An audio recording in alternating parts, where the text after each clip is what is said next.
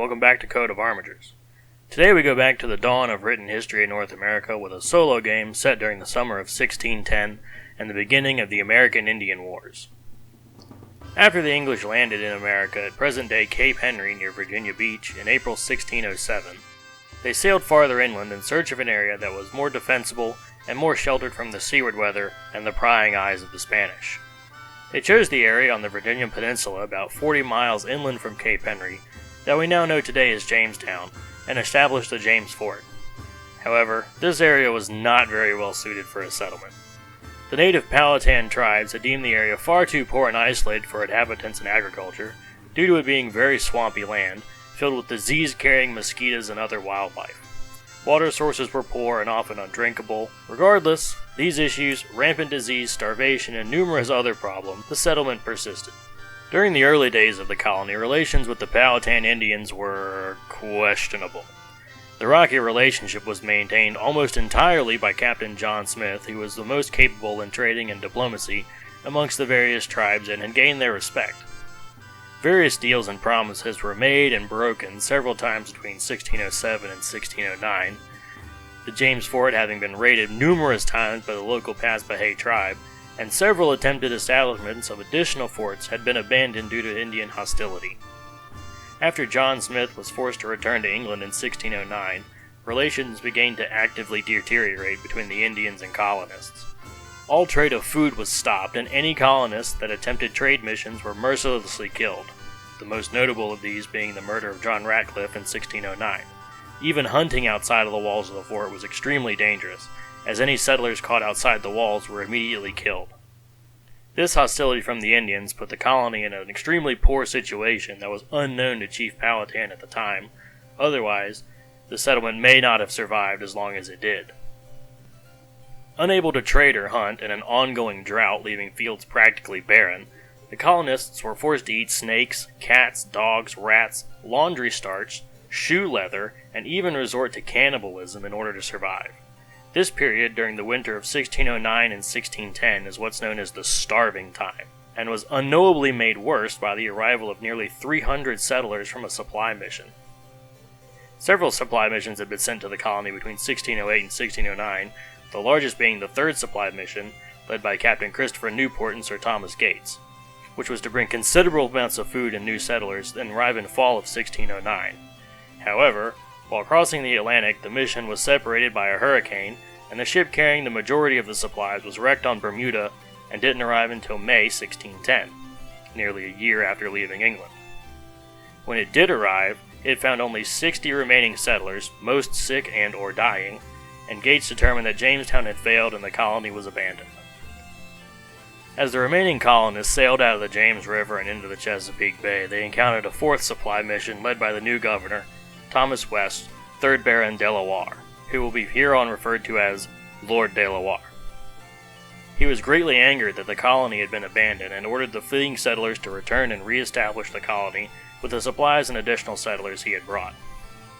After Lord de la Warr took control of the colony, relations with the Indians somehow deteriorated even further. Much less considerate towards them than previous governors, Lord de la Warr chose to directly engage the Indians and conquer them. He ordered that Gates take a group of men and wipe out the Kecoughtan tribe near Old Point Comfort, which is modern-day Hampton, and then sent an ultimatum to Powhatan that all colonists and their property be returned to the fort, or he would face war. Powhatan responded, insisting the colonists remain in their fort or leave Virginia entirely. Lord de la Warr didn't like this response, and responded to Powhatan's ultimatum by cutting the hand off of a Paspahegh captive, sending it to Powhatan with the message that all colonists and property be returned to, or all neighboring villages would be burned. Powhatan never responded.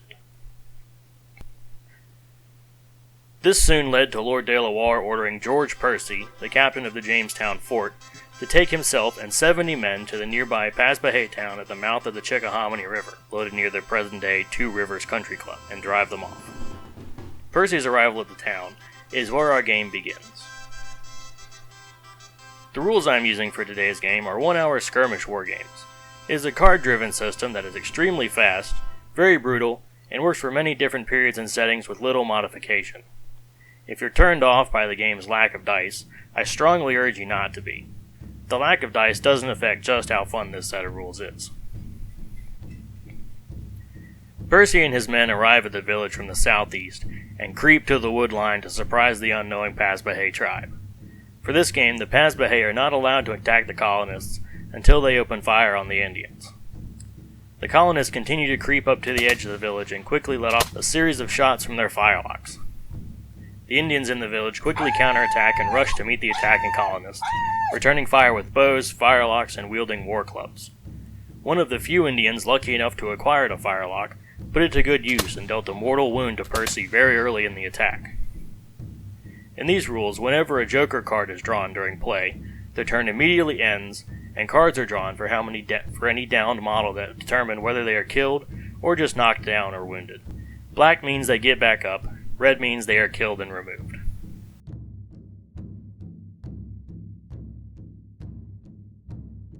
Within these first few seconds, no less than 8 people hit the ground dead, including the Paspahegh werewants, Wawanchapunke, George Percy, and 6 others.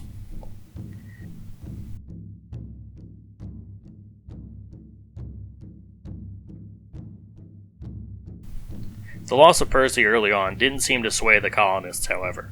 They quickly reloaded their firelocks, and several men forced their way into the town with their bills to deal some quite devastating blows to the Indian warriors. In 1-hour skirmish wargames, close combat is particularly brutal. 1 card is drawn for each model, with additional cards potentially being drawn for any traits the models may possess. The cards are then compared, and the highest card wins, and the loser is immediately moved from the table. The handful of firelock-equipped Indians reload. One of these men forces his way into the village, killing no less than 3 of these warriors. The few remaining Indians rush the colonists once again, but are met with a devastating defense that breaks the Paspahegh morale. Overall, this scenario lasted about half an hour in real time, but probably lasted only 5 or 10 minutes in game time. At the end of the scenario, the colonists had killed 9 Indians while only losing 2 of their own. With most of the village being killed and subsequently burned, a few remaining Paspahegh Indians would flee to the Powhatan capital of Orapakes, near modern-day Bottoms Bridge, and assimilate into other tribes. The loss of Percy, while being a blow to morale, would most likely have been relatively inconsequential. He had originally traveled to Virginia to take advantage of the warmer climate to benefit his overall poor health. However, his chronic illness prevented him from being the most effective president of the colony, and he happily turned over control to Gates when he arrived from Bermuda. He had relatively little power after surrendering control, and only retained a seat on the Jamestown Council, and briefly ran the colony again before returning to England in 1612. With his death in our game, this second control of the colony would most likely fall to Sir Thomas Dale, who would go on to successfully open trade with the Patawomeck and capture Powhatan's daughter, Pocahontas, and use her to end what would become known as the First Anglo-Powhatan War.